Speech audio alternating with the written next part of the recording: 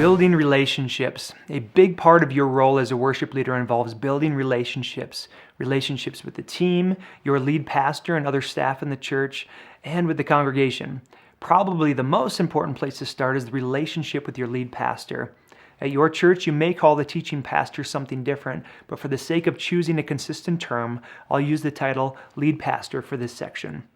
In general, the lead pastor and the worship leader are the main people working together to build the structure for congregational gatherings. It's crucial to be intentional about building a deeper relationship and trust with your lead pastor. This could look differently depending on your personality and the personality of your lead pastor. I'll go into much more detail in the second course of this series of how to be intentional about building the structure of a worship service, but a significant part of that direction and preparation usually comes from the teaching focus from your lead pastor.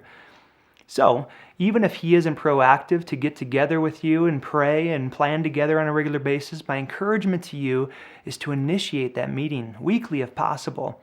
Express your desire to hit the same nail with both the teaching and the music and everything else so that the congregation leaves with one unified focus. Building relationships with the worship team seems like a no-brainer, but it still takes intentionality. It's pretty easy to default into a mode of just playing music together, but my encouragement to you as a worship leader is to foster an environment where a deepening of relationships and discipleship can take place. Take advantage of some of your time together during midweek rehearsals, pre-service rehearsals, or in between services if you have multiple services. This could be a mini devo that you've prepared for the team or praying through a psalm together. I've scheduled time at the beginning of midweek rehearsals I like to call mandatory hangout time. This is basically just 15 to 20 minutes of catching up on each other's lives. This kind of stuff is very valuable.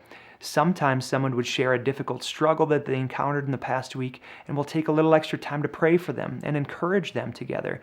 Sometimes I set up that prayer time even more intentionally by asking the question, how can we pray for each other tonight? The team will take turns sharing prayer requests, then others on the team will pray for them. It's a beautiful thing that builds unity and fellowship and certainly focuses our hearts on the Lord. You'd be surprised how much more the team will gel musically also when those deeper relationships are built. Not every worship leader sees themselves in a pastoral role, but I think you should, whether that's your title or not. Being pastoral is basically just caring for the people that God has surrounded you with and being a shepherd to those who serve under your leadership. Relationship building with the congregation is important too, but it's different. Depending on the size of your church, you probably don't know everybody. And even if you did, it's almost impossible to have a deep relationship with every single congregant. The point I'd like to make here is the value of making yourself available. For some personalities, this can be more difficult than others.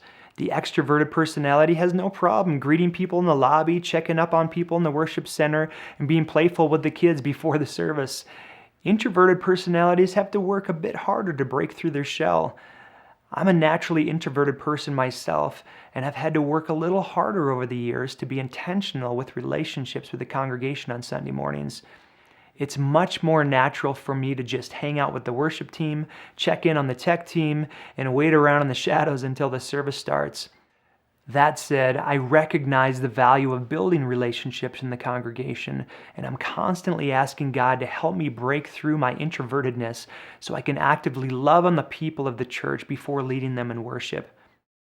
The next course is called Leading Worship Beyond a Song, and it's all about creating worship services that intentionally lead people in worship. And as the title of this course implies, there's so much more to talk about than just songs, although that's obviously a big piece of the puzzle too. So, thanks for joining me on this journey of learning how to lead worship more intentionally. We'll pick up where we left off as you join me in the second course.